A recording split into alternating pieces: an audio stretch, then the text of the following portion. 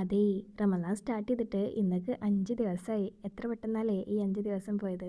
പിന്നെ ഈ 5 നോമ്പ് നോക്കിയവർ ഒന്ന് കമൻറ്റ് ചെയ്യട്ടാ. അപ്പോൾ ഇന്ന് നമുക്കൊരു റമദാൻ ജേർണൽ ചെയ്താലോ. അപ്പോൾ ഫസ്റ്റ് പേജിൽ ഒരു അമ്പിളിമാമ വരച്ചു കൊടുത്തിട്ട് അതിൻ്റെ ഉള്ളിൽ റമദാൻ കരീം എന്നിങ്ങനെ ബ്ലാക്ക് പെന്നിട്ട് എഴുതി കൊടുത്ത് കുറച്ച് കട്ടി കൂട്ടി കൊടുക്കുന്നുണ്ട്.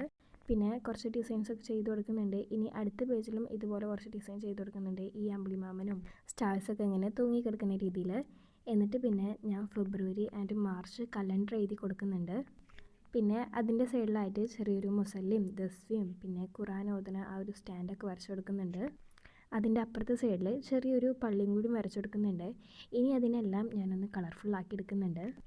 പിന്നെ ഈ റമദാന് നമുക്ക് നോമ്പ് കടം വീട്ടാണ്ടാവുമല്ലോ.